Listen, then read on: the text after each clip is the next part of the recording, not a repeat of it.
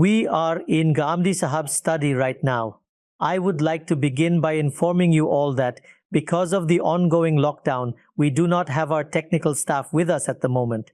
We are managing everything ourselves with the help of our phones and a few apps, so there may be some issues with the live streaming.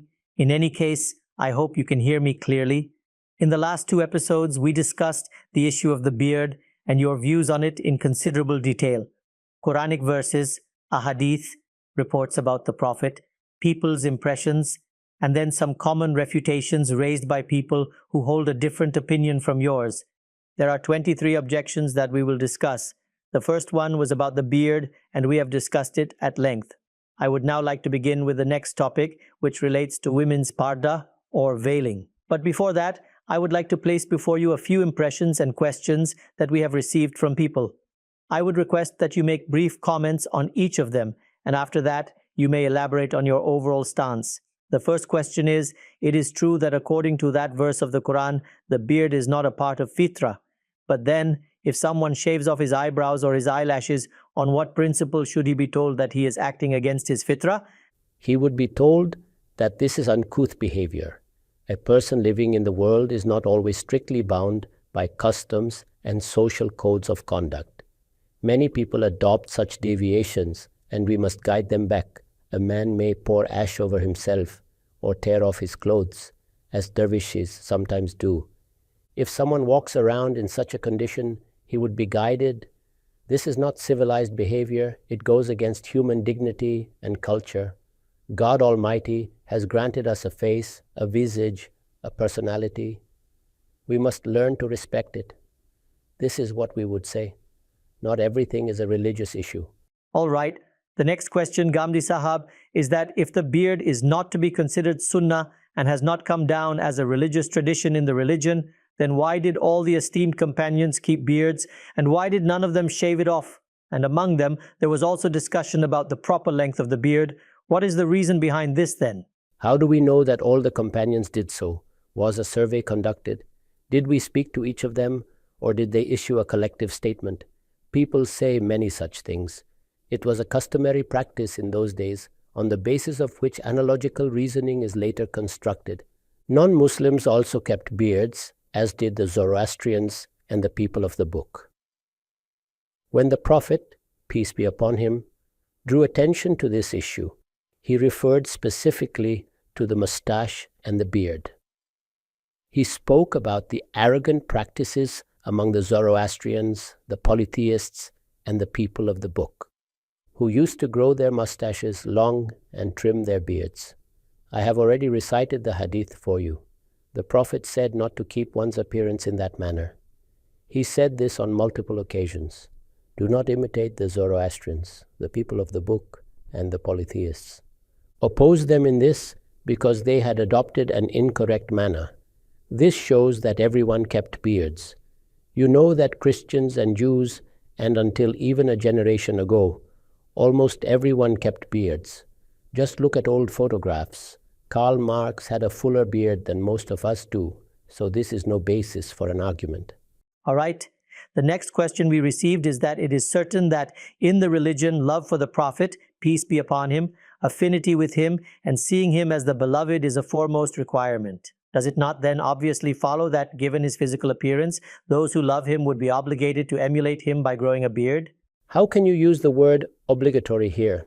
Even in the religion brought by the Prophet, peace be upon him, not everything is obligatory. Some things have been made compulsory, which we call obligatory duties. Some things are regarded as desirable within the religion, as virtuous or commendable acts. So if you do something out of love for the Prophet, peace be upon him, it is a pleasing act, and we may even applaud it. But it must still be done sensibly. Someone might say that he will not ride in a car and will only travel by donkey. Another might say that the Prophet, peace be upon him, fought the battles of Badr and Uhud with bows and arrows. Traditions mention that the battle with the Antichrist will also be fought with swords. So, should we shut down all weapons factories? Stop producing modern arms and stop purchasing them? Should our armies enter battlefields with bows and arrows and then say, God willing, God Almighty will grant us victory? Is this a rational argument? So one must consider the nature and level of what one is doing. Moreover, how can love be converted into religion? Love is an emotion, and emotions express themselves. The love required by the religion has been explained by both the Prophet, peace be upon him, and by God Almighty. It refers to the moment when you are confronted with something that has been declared religion by God or His Messenger, and it is being demanded from you. At that point, a believing person should not care for his life or his property, but only when it is evident that God or His Messenger has made that demand. This is what the religion teaches. All right. Another question we have received is that some soldiers, as a requirement of their rank and duty, are asked to adopt a specific appearance. For example, soldiers at the Wagah border sport long mustaches, and this is of course a way to intimidate those standing opposite them. What would be the ruling for them in this situation? The religion itself states that within general rulings, when a special need arises, the principle of public benefit applies. The Prophet, peace be upon him, during the time of pilgrimage, as you know, instructed the companions to perform ramal. That is, during circumambulation of the Kaaba, they were to walk briskly with raised shoulders, displaying strength. This was because the disbelievers had mocked the companions offensively. In the arena of battle, it is sometimes necessary to display dignity and majesty. These matters fall under exceptions, and they should remain exceptions. You cannot derive general laws from them. Very true. Ghamidi Sahab, the next question related to this is, when we say that keeping a beard is not religion, this gentleman asks, what if the Prophet, peace be upon him, had wanted to make it religion? What methods would he have adopted? He had a beard, but if he had wanted to make it part of the religion, what would he have done so that, as his sunnah, it became religion? Let me ask in return, what if the Prophet, peace be upon him, had wanted to make the turban part of the religion, or wearing a lower garment part of the religion, or fighting battles with swords part of the religion? What would he have done then? The answer is obvious. He would have explicitly told everyone that this is religion. He would have made it clear to every individual. Some things are self-evidently part of the religion, such as prayer. There is no need for separate instruction in such cases. His consistent practice made it evident that this was religion. But matters that are not intrinsically religious would have required continuous clarification and proclamation. He would have gone door to door, so to speak, just as was done at the time of the change of the direction of prayer. It was announced in every street that the direction of prayer had changed. This is how things were incorporated into the religion by the Prophet, peace be upon him. Those things already established as religion were continued. Any doubts surrounding them were removed. Then there were prohibitions as well. He would have said, never shave, never trim the hair. All of these instructions would have been issued in clear prohibitive terms, but he never said any of this. Right. This does make sense. The next question we have, Ghamidi Sahab, is if someone keeps a beard, on what principle would we tell him that its length should not exceed the length of a palm?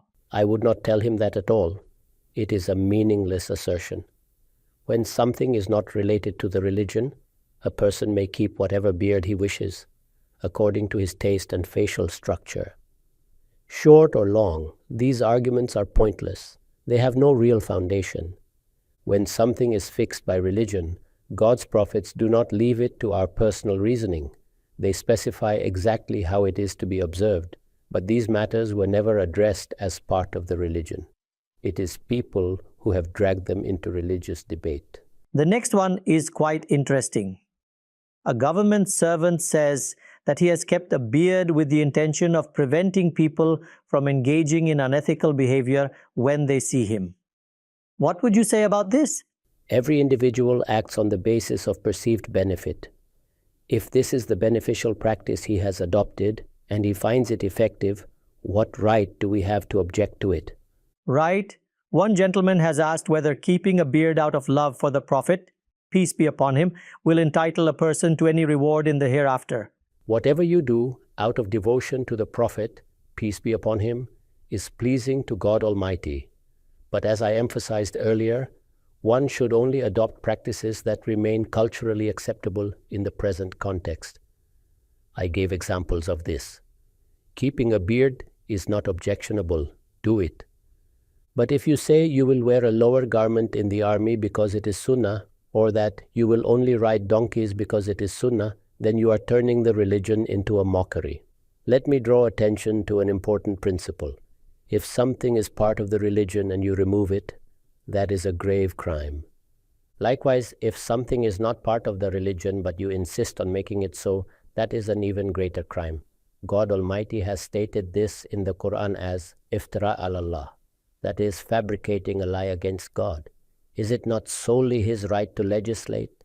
So when you yourself declare something to be religion and make it part of religion, what exactly are you doing?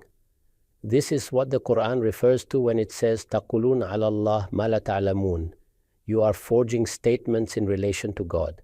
One must be extremely cautious in these matters, just as one must deliberate extensively before removing something from the religion. To ensure that one is not mistaken, one must reflect even more deeply before adding something to it. Otherwise, it becomes religious innovation. Errors in independent reasoning may be forgiven by God, but extreme care is required when dealing with such serious issues. They cannot be argued on the basis of such trivial proofs. All right. Ghamidi Sahab, one comment we have received is that one companion had only a single hair in his beard. But when he trimmed even that one hair, the Prophet, peace be upon him, never looked at him again. How true is this? Kindly verify this report and tell me where it is found. People continue to circulate many such stories. So we have 2 or 3 more questions related to this issue. Then, God willing, we will move towards summarizing the discussion. The first question is that many people these days keep long mustaches because it is fashionable. But their intention is not arrogance. They are not displaying grandeur. It is simply a prevailing trend of long mustaches. What does religion say about this? Always examine these two things separately. The first concerns the kind of facial appearance or visage that gives a general impression of arrogance. Our religion has taught us to avoid such things. After observing someone's appearance, we are not required to investigate their intentions. The external state itself is sufficient indication. This is how such matters should be addressed. And the Prophet, peace be upon him, gave this the status of prophetic practice. The ruling about keeping the mustache humble, he established it as prophetic practice. Observe the manner in which he conveyed it and the emphasis he placed on it. Then he explained its rationale. When we situate this within the overall framework of religion, we realize that the precise purpose of religion, which is purification, is what this ruling of the Prophet, peace be upon him, is connected to. He stated it independently and explained its importance. Therefore, the tradition concerning the 5 matters of natural disposition relates specifically to this. So we have clear directives on this issue. There is no room for debate here. The next question is, if an officer instructs his subordinate to shave his beard due to some necessity, for example, a recent necessity has arisen for doctors to wear masks due to the coronavirus. A long beard obstructs the proper wearing of the mask. In such situations, can superiors issue such commands? In my view, since this is not a matter intrinsic to religion, such instructions may be issued. However, if a person personally regards it as a religious obligation, then it becomes a serious issue for him. What should he do in that case? Obviously, he would either have to leave his job or obey his superior's command. So I would say that if you believe something to be an essential part of religion, then you must be resolute in practicing it. But since I do not believe this matter relates to religion, and rather concerns personal taste, one should not be stubborn about one's preferences. All right. The final question on this issue is as follows. It is said that even in the Bible, as you yourself have mentioned, Ghamidi Sahab, the religion that was given belongs to the same tradition of the messengers as before. We find passages in the Bible that say, do not cut your hair, do not shave your beard, and do not trim it. How do you interpret this? This relates to the concept of submission. You may know that When a person submits himself to God Almighty, certain etiquettes of submission have been specified in Islamic law, and these have always existed. For instance, during pilgrimage, one is not permitted to cut nails or hair. This is precisely what we observe during the pilgrimage. Regarding this, the Prophet, peace be upon him, said that a person who intends to offer a sacrifice during the month of Zulhijjah must be cautious about these matters. Such supplementary practices are also found in the Bible. All right, so these were the additional questions we received. Now, I would request you to summarize your entire viewpoint regarding the beard. If you had to explain the religious status of the beard, what would you say? I would say that in order to determine the religious status of anything, we must abandon sentimentality and, above all, return to the Book of God, the Holy Quran. I have explained at length that the entire Quran does not mention the beard even once. To say that a particular prophet had a beard is not a method for deriving a religious ruling about beards. It is merely a historical record of an occurrence. Such descriptions can appear anywhere. Nothing of this nature has been stated as a ruling in the divine text. Some people derived additional analogies from certain verses, and we explained where they went wrong. We clarified that those verses discuss human natural disposition, which forms the foundation of religion. They concern sanctification, moral purity, remembrance of God, and acceptance of divine grace. These are the matters being addressed. Similarly, if one wishes to examine issues in light of natural disposition, one would consider whether God has made a person male or female. A person must not alter this nature or rebel against God Almighty. He has created hair on the chest and other parts of the body, below the abdomen and on the head. How these are trimmed or maintained has been left to individual preference. It has nothing to do with deviating from one's natural disposition. This misunderstanding was clarified. We then explained that prophetic practice consists of what the Prophet, peace be upon him, establishes and implements as religion. It is something continuously practiced and transmitted by the prophets. He introduces additions and corrections within it. There is no mention of the beard there either. The Prophet, peace be upon him, did not issue any directive regarding it, nor did the companions convey it as a religious ruling. There are some reports in which the Prophet, peace be upon him, drew the attention of the companions to certain matters, which people later misunderstood as making the beard obligatory. When all these reports are gathered and examined together, two distinct patterns emerge. First, certain groups, such as the people of the book, had adopted innovations. I mentioned to you the report of Abu Umama al-Bahili in this regard.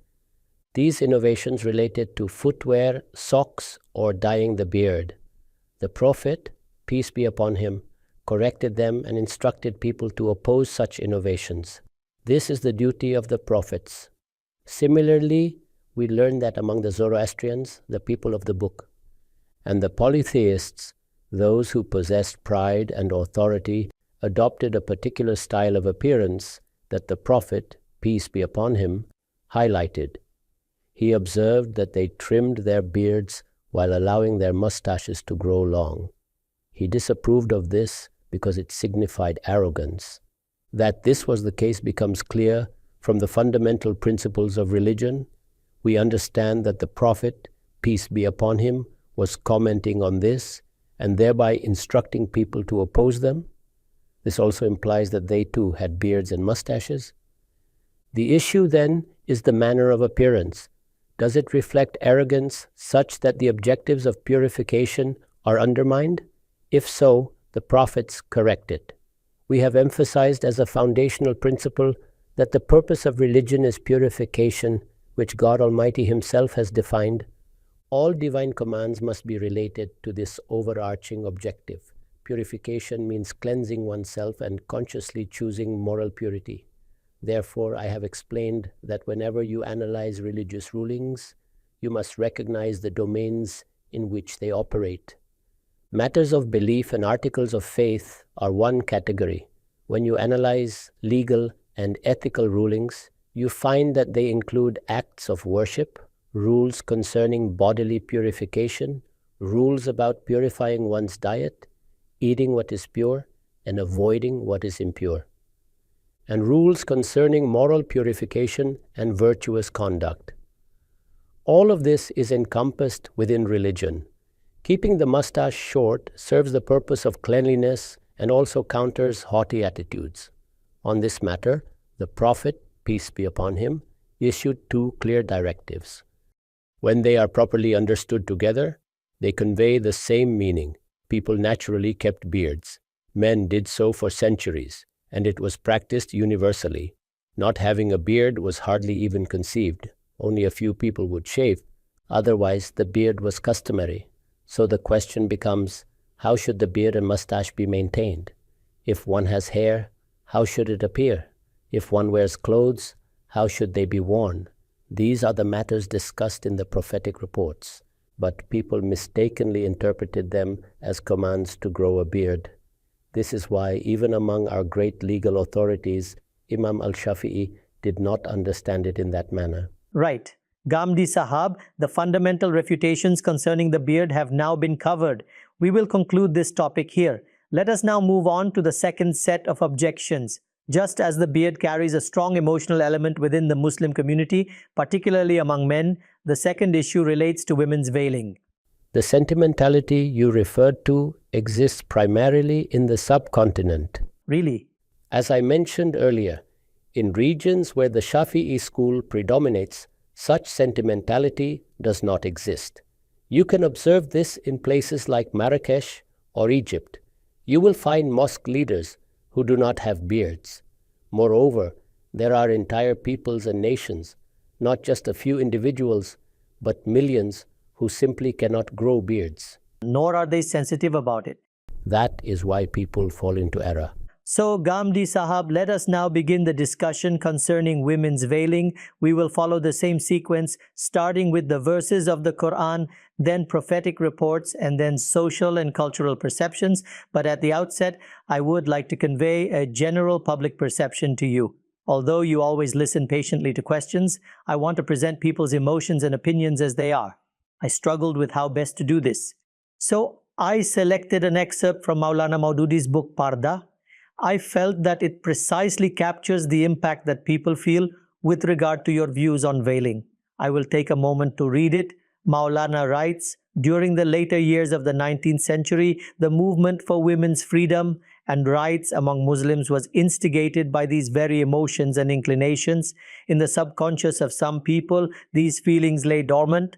They themselves did not realize what kind of movement they were going to support. They were deceiving themselves. Some were fully aware of their true inclinations, but they were ashamed to express them.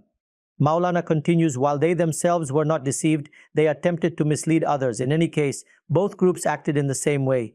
They concealed the real cause behind the movement and sought to energize it through emotional and intellectual arguments. Women's health, their physical and intellectual development, their natural rights, economic independence, freedom from male oppression and tyranny. Maulana writes that the aim of all this was to draw women toward Western culture, to make them abandon veiling and to awaken sensual desires. He then writes that any knowledgeable person can infer that those who initiate such movements derive their arguments from the Quran and the prophetic tradition. He further writes that these people have already decided to adapt their societies to Western culture and then use the Quran and prophetic tradition to win public approval. With sincere apology for presenting such an extensive psychological analysis, I must say that whenever you speak about veiling, people say that you lack religious passion and do not possess a religious background. They claim that it is impossible for a religious man who studies the Quran and the prophetic tradition to have a family in which women do not observe veiling. They say that whenever individuals like yourself speak on veiling, your objective is to align society with the West. I want to ask you, again, with deep apology, to tell us about your intellectual journey before you address the issue of veiling. What were your initial inclinations? Were you influenced first by Western ideas and only afterward did you study the Quran and the prophetic tradition? Tell us how it truly unfolded. I have mentioned many times that as far as religious studies are concerned, I pursued them during my madrasa days. So, religious traditions, the Arabic and Persian languages, and knowledge of the Darsi Nizami curriculum, I was well versed in all of these. I was, therefore, no stranger to religion. My father was a Sufi, so my background, my family environment was rooted in a religious order with deep respect for religious values. We had our own mosque in the village, and members of my family served there. So it was never the case that I lacked a religious background. You read an excerpt from Maulana Abul al-Maududi. I have said many times that I became a learning and thinking individual under his tutelage, and that I began my intellectual life within his framework of thought. I was part of the very movement he was striving to build. For a very long time, I was not convinced that women should go outside without wearing gloves. Was it the same with your wife? She used to wear a burqa. My mother used to wear a burqa as well, the kind that includes a head covering and conceals the entire body. You may have seen Afghan women wearing such garments. This was the background from which we came. When I began to reflect seriously on religion, I set aside all my prejudices and emotional attachments and tried to understand what God Almighty has truly asked of us, what His Prophet, peace be upon him, instructed us, and how throughout Muslim history. Our eminent scholars understood these matters. People assume that I have formed my opinions without undergoing this entire process. You can see that two of my most important research works have been examined by Maulana Amar Khan Nasir, who has written a long series of articles on them. I would strongly urge you to read them. He has demonstrated what the debates have been within the history of Muslim intellectual thought, and how scholars in different periods have understood these issues. Specifically regarding veiling, our dear friend Maulana Amir Gazdar has written his doctoral dissertation. In it, he has presented at length the opinions of scholars from the past, how they perceived the issue, and where they differed. In reality, we are all shaped by our immediate environment. I once told you about a dear friend of mine who married his daughter to someone from the Ali Hadith tradition. Fortunately or unfortunately, during the month of Ramadan, they sat for secluded devotion. My friend went to visit them. They were in an Ali Hadith mosque. He entered, never having encountered the practice of raising the hands during prayer or saying Amin aloud. The moment he heard this, he ran out in the middle of the prayer and exclaimed that he was praying among disbelievers. This is our reality. We have absorbed certain ideas from the scholars around us, many of which are heard only in the subcontinent. We have never tried to look beyond them. I have seen many people who, when they leave their villages for the first time and go to the sacred precincts or go to Saudi Arabia for work, feel completely alienated, as though they have encountered an entirely different religion. They say things like these people have not prayed voluntary prayers yet, or they have not prayed the additional units. Therefore, it is extremely important to set aside our prejudices and emotions and attempt to understand the religion itself. I say this again, we can be mistaken. We are all human beings. But establishing a tradition of focusing on the strength of arguments is something we must commit ourselves to. Otherwise, we will always remain prejudiced. This creates a society governed by emotions, where we declare one another disbelievers, humiliate one another, and attack each other's intentions. We forget what our Prophet, peace be upon him, did in such situations, and we forget God Almighty's guidance. Read Surah Al-Hujurat. اجتنبوا كثيرا من الظن إن بعض الظن إثم. Do not harbor excessive suspicion toward your fellow believers. Some forms of suspicion are a grave sin. Likewise, do not mock or ridicule anyone. Do not abuse others or speak indecently, and refrain from calling people names or taunting them. All of these are moral offenses. Therefore, we must cultivate an attitude of learning. We must maintain civility when we disagree with something. So yes, I come from the same background and have spent my entire life within it. For generations, my family followed age-old traditions. Later, when I began my research, the conclusions I reached were presented in detail in my book Meezan. In my Quranic commentaries on Surah An-Nur and Surah Al-Ahzab, I have explained my position. Scholars are now conducting academic research on these views in various universities. Soon, these works will be published. As I mentioned earlier, Maulana Amir Gazdar's dissertation, written in Arabic, is also about to be published. People will then be able to see the full historical account, the background of the issue of veiling, including the opinions of earlier scholars, and then my own views. All right. We understand that you have presented your arguments on the basis of research. However, Maulana Maududi highlighted a point in the debate on veiling. Would you not agree that Western culture did influence our religious and scholarly traditions? There were scholars who, in an effort to harmonize with movements in the West, also produced literature to that effect. Do you consider Maulana's argument to be entirely incorrect? Why frame it in this way? We have figures such as Mufti Muhammad Abdu, Rashid Rida, Sir Syed Ahmad Khan. Likewise, we have Maulana Maududi, Shibli Nomani, Maulana Amin Ahsan Islahi, and Maulana Abul Kalam Azad. These were all highly distinguished scholars. Similarly, there was Muhammad al-Ghazali associated with the Muslim Brotherhood and Sayyid Qutb. All of these individuals, born in our times, were noble scholars. We should not question their intentions, nor even privately assume that they acted out of ill will or spoke out of frustration. A scholar may turn his attention to an issue due to changing circumstances. I gave an example of this earlier. In the past, pictures were not even an issue. People continued with what they had understood. Maulana Maududi wrote in his Tafhim al-Quran that pictures are absolutely forbidden. He made no distinction whether drawn by hand or produced by a camera, any kind of picture. But with the passage of time, is there any scholar who does not have his photograph taken? Look at social media platforms. There are many such matters that, when new, initially provoke strong reactions.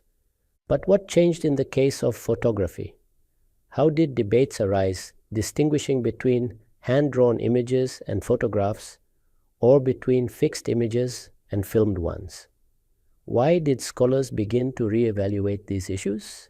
It was because images became a means of education, communication, and news dissemination. They became the basis for passports and identity cards. They spread so widely that reassessment became unavoidable. This happens frequently. I will take this argument further. Consider the intense debate surrounding Islamic banking. Did this debate arise in a vacuum? An entire institutional system emerged, encompassing the global economy, and that generated new questions. Very often, changes in the world compel you to re-examine matters you may not have previously considered. You then return to them honestly to see whether your earlier interpretation was mistaken. This process brings clarity. Very true. You have explained a highly sensitive issue at length. Now let us proceed with our structured method, beginning with the Quran and the prophetic traditions. The first, very basic question is, this term Parda, which is referred to as hijab in Arabic, what is the origin of this word to the best of your knowledge? Is it used in the Quran or in any prophetic tradition? Where did it originate? You have asked a very interesting question. This term, Parda or hijab in Arabic, as it is presently presented as a legal ruling within Islamic law, is not found anywhere in the entire body of religious sources. Really?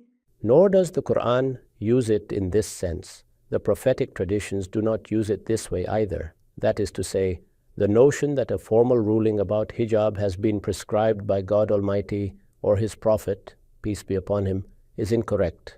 How is the word used in the Quran? It refers to curtains drawn at the entrance of a house, minora hijab.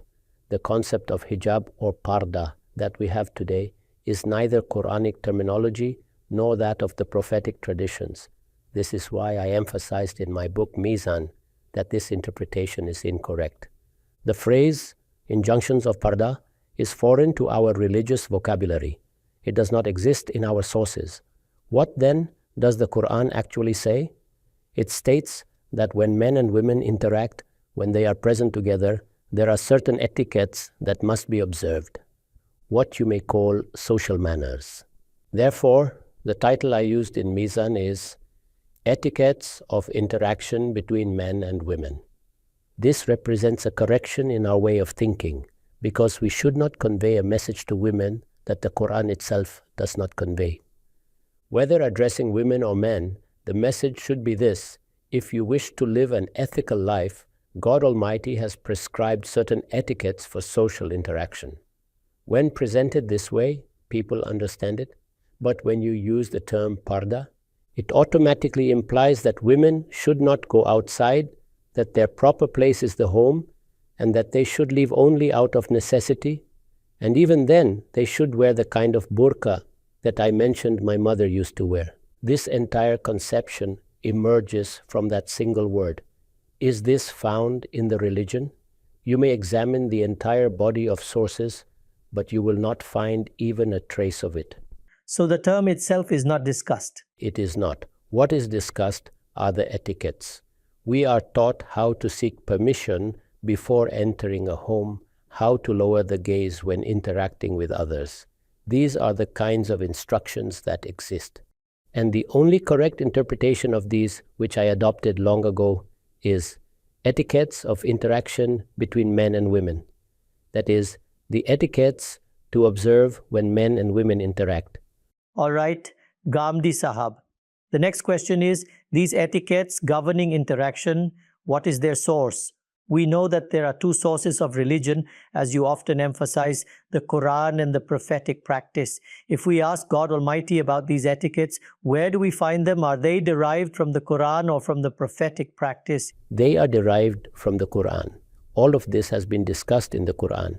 It addresses these matters explicitly. In Surah An-Nur, they are discussed in great detail. Additionally, certain matters are mentioned in Surah Al-Ahzab, which relate to specific circumstances.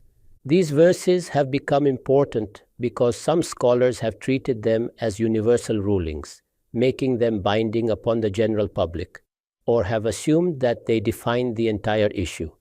Therefore, they are also examined, but the primary discussion of these etiquettes is found in Surah An-Nur.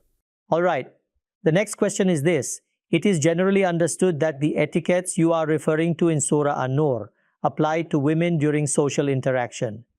Please tell us clearly, do these rules in the Quran apply only to women? They apply to both men and women. To both? Yes. The very first instruction we are given concerns how one should seek permission when visiting someone's house. How do you approach them? How do you introduce yourself? How do you earn their goodwill? If they do not wish to meet you at that time, if they excuse themselves or do not respond, you must return without feeling offended. This is called istizan, seeking permission. Similarly, there are etiquettes to observe inside the home as well. All of these matters are discussed in detail.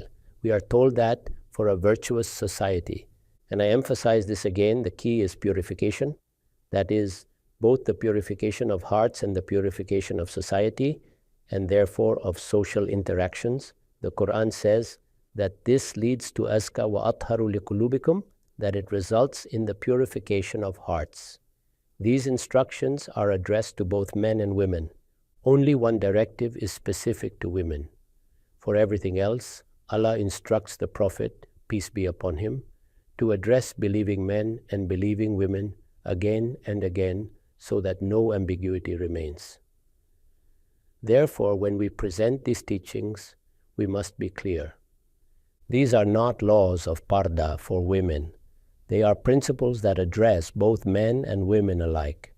What the exact rules are is a separate discussion, but their scope is universal.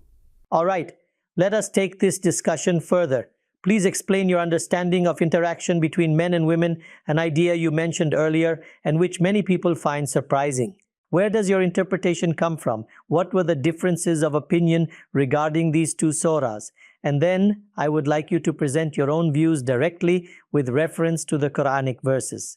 The first thing to understand is that this debate concerns 3 stages in total. 2 stages are discussed in Surah Al-Ahzab and one in Surah An-Nur. These are the actual points of disagreement. When you approach these verses as a student of knowledge, and I have always insisted on this, if you truly want to understand the Quran, you must temporarily set aside everything you already believe. Put aside what you have heard from others. Put aside what your society has established as unquestionable. Approach the Quran with openness and humility. Listen to what it is actually saying. Accept what it teaches you. Then, as a sincere student, look outward as well, because although you are studying today, scholars have been studying these verses for 12 or 13 centuries before you. Their interpretations, explanations, and reasoning must also be examined. It is entirely possible that what you initially understood differs from what others understood, and it is also possible that their reasoning may be stronger than yours. To confront this honestly requires a lifetime of study, so much so that in the end you may even concede that they were right. As for my own understanding of Surah An-Nur and Surah Al-Ahzab, it is not that I disagree with others on every point. On some matters, I do hold distinct views. But when you study the Hanafi tradition, the principles of Quranic interpretation, the classical commentators, and the ways different verses have been understood, you will find that many of my conclusions align with theirs. They are spread throughout. If you read Rashid Rida, Mufti Muhammad Abdu, or Hassan al-Turabi, you will find that, though their approaches differ, they arrive at very similar conclusions. That is why I mentioned that Maulana Amir Gazdar has conducted a detailed analysis of both my views and those before me. When his book is published, people will be able to see the entire intellectual background of this debate. This is not a simple issue. It involves many complex points. Let me mention one example. You referred to Maulana Maududi, a highly respected figure, like a father to me. He holds a very different position on this matter. In Tafhim al-Quran, he cites the early Hanafi scholar Abu Bakr al-Jassas while expressing surprise, essentially asking, is this really what al-Jassas believed? Why does this surprise arise? Because one lives in a different social and cultural context. Consider the culture of Delhi's nobility. Their social norms did not reflect Parda in the rigid form insisted upon by some scholars today. Much had been added over time, things you will not find in the classical texts and which earlier scholars never even considered. For example, women traveling in palanquins. They would ensure that the palanquin was placed inside the threshold of the house.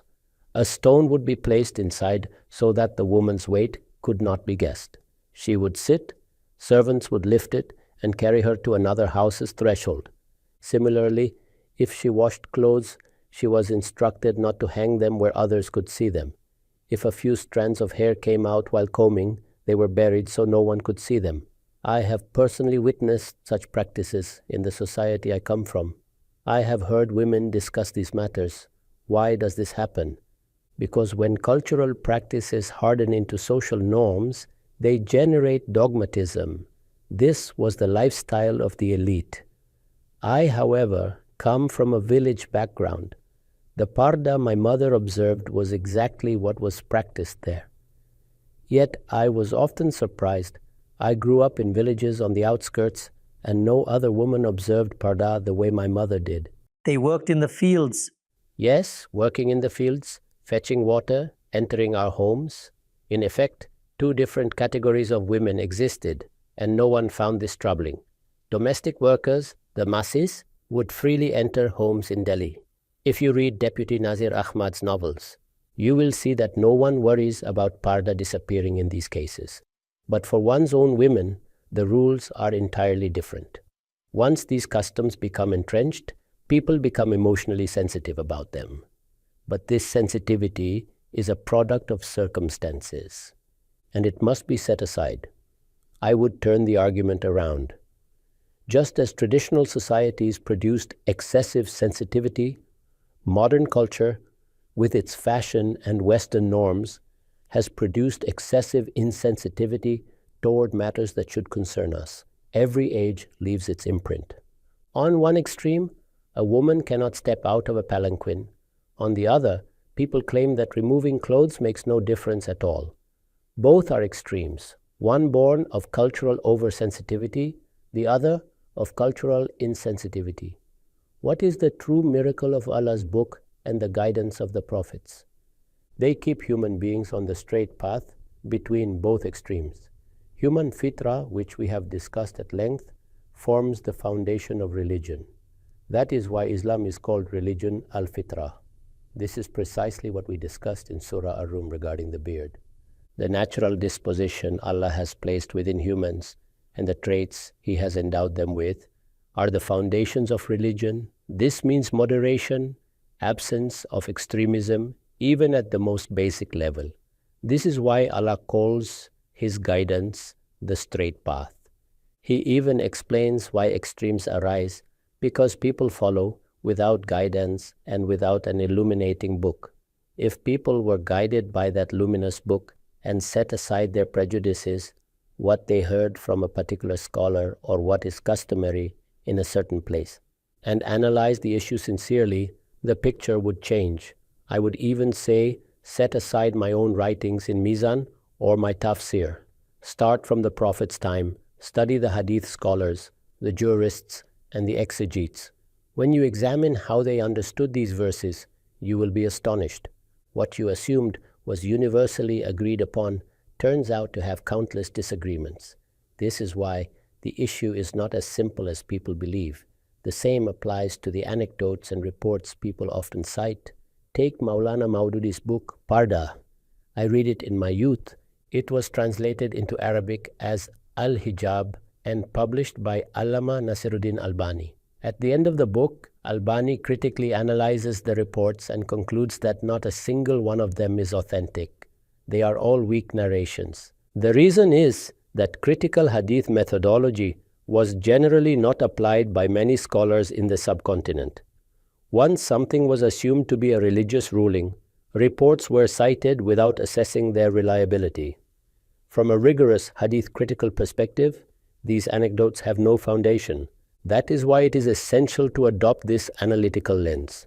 Rise above prejudices and emotion, your culture, customs, and society, which were once mine too.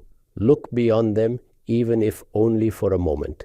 All right, let us move on. We have about 15 minutes left. We must clarify the core issue, the prevailing view among many contemporary scholars on the basis of which they criticize you is that in Surah Al-Ahzab, Allah commands women when they leave their homes to veil their faces using the scarf they wear on their heads. From this, the rulings of Parda are derived. Please explain the basis of your interpretation. How do you understand the etiquettes you mentioned earlier, and how do you interpret this command in Surah Al-Ahzab? You have asked a very good question. I would like to begin by stepping further back. The first thing to understand about Surah Al-Ahzab is its subject matter. You can see this clearly in my tafsir, Al-Bayan, when I write the introductions to surahs. I always explain the overall setting and background of each surah. The context of Surah Al-Ahzab is that the Prophet, peace be upon him, and the Muslim households were being systematically targeted, particularly through attempts to destroy their moral reputation in society. The Prophet, peace be upon him, gave us the religion, and we owe immense gratitude to such a personality from whom we received it. When he was teaching the religion, carrying out this mission, and conveying it to people, this was not being done peacefully, sitting across a table as we are doing now.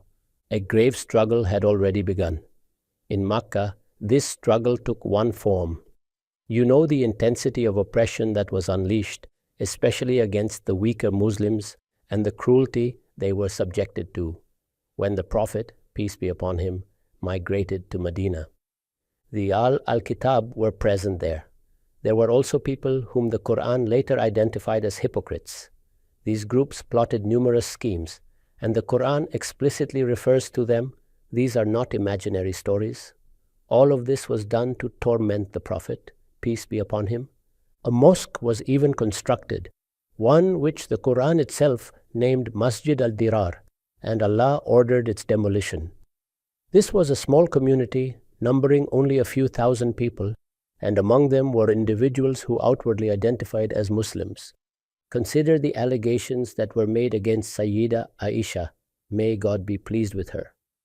Could any decent and civilized person make such accusations in such circumstances? And yet they did.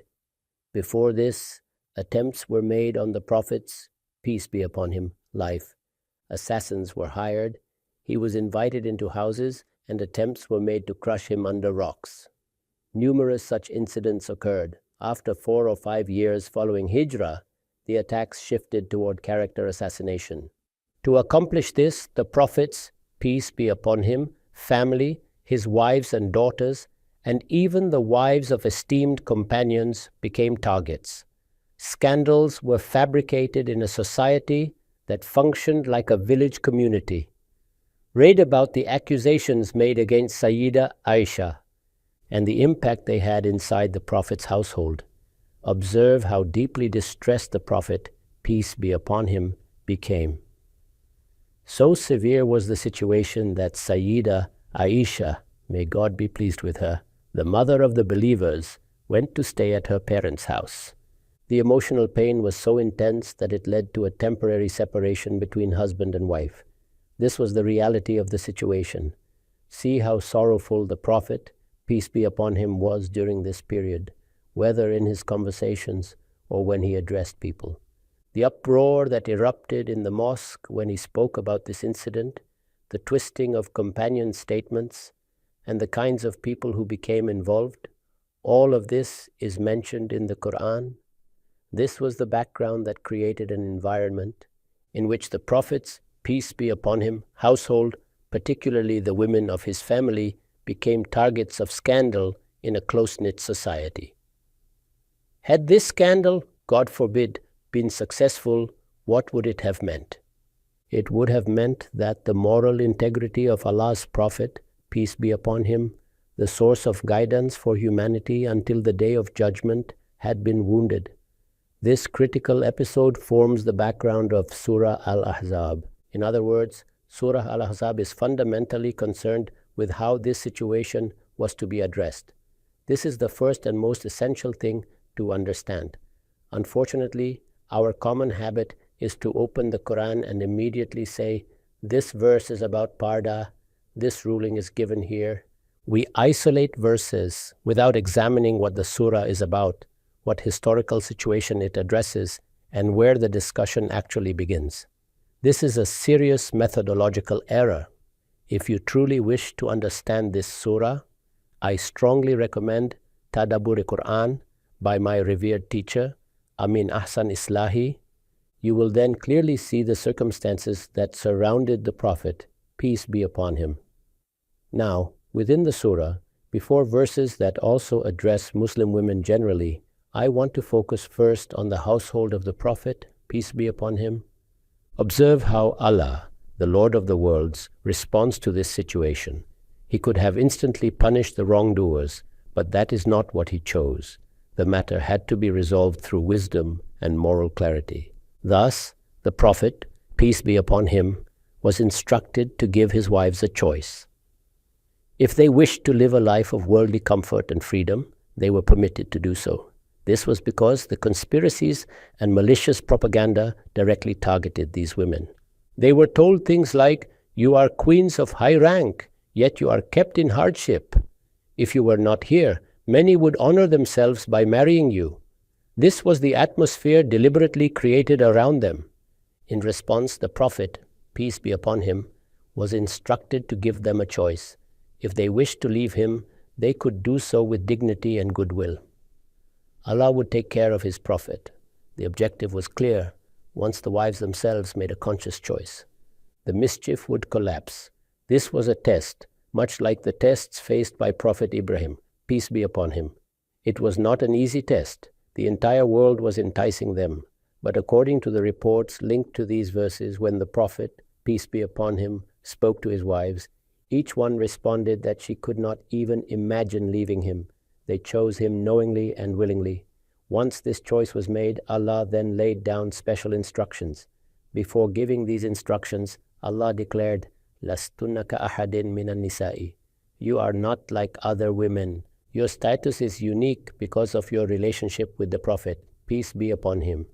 Accordingly, you carry greater responsibility. Allah's justice is evident here. They were first given the option to live ordinary lives. Only after they chose the Prophet, peace be upon him, did Allah impose additional obligations. They were told that because of these special responsibilities, any error would incur double punishment and any righteous deed would earn double reward. Only after establishing this foundation did Allah instruct them regarding hijab. This is the precise context from which this issue emerges. For the wives of the Prophet, peace be upon him, it was decided that when they went outside, they must be particularly cautious. When inside, access to them would be restricted. Even people coming from the mosque to borrow something had to observe strict etiquette. They were told that the external environment was volatile enough to cause harm. It is in this context that the Quran says, وَقَرْنَ فِي بُيُوتِكُنَّ, remain in your homes with dignity. They were instructed to focus on prayer, fasting, and religious devotion, and to convey the blessings Allah had granted them. Boundaries were established. Apart from close relatives, no one could enter their homes. Special etiquettes were laid down even for communal meals. It was also declared that after the Prophet, peace be upon him, no one could marry these women, and that he himself could neither divorce them nor marry others in their place.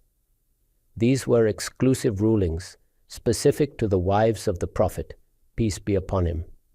However, some scholars later assumed that since the wives were role models for the Ummah, these rulings must apply universally. From this assumption, general laws were derived. For example, when the wives were instructed to speak with restraint under particular circumstances so that malicious people would be deterred, this was reinterpreted as a ruling about Parda of the voice. This is a clear methodological mistake, reading the text without its context. The surah itself makes the background unmistakably clear. First comes the choice, then the declaration of unique status, then double reward and punishment. Only after this are special restrictions imposed. Similarly, وَقَرْنَ فِي بُيُوتِكُنَّ does not imply that all women must remain confined to their homes. At that time, ordinary women worked in fields, fetched water, and managed livestock. But the wives of the Prophet, peace be upon him, were exempted from such public exposure to prevent scandal. Yet people generalized this instruction to all women. In reality, great care was taken so that other women would not adopt these special rulings, precisely to avoid confusion. Many eminent scholars have held this same view. Shah Abdul Qadir, the first translator of the Quran into Urdu, makes this clear in his marginal notes. However, later, when a knowledge-based interpretive tradition weakened, these distinctions were blurred. Even Maulana Maududi, in certain places, presents these rulings as general, such as veiling of the voice or confinement, despite their clearly specific context. These rulings pertain only to the wives of the Prophet, peace be upon him.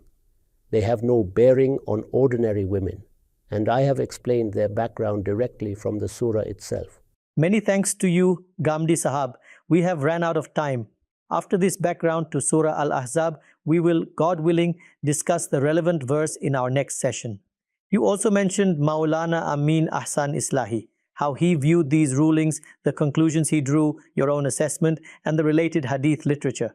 All of this will be discussed, God willing, in this series of Maktab-e Ghamidi, addressing the 23 objections raised against you. We will continue next time, inshallah. Thank you for your time. Thank you.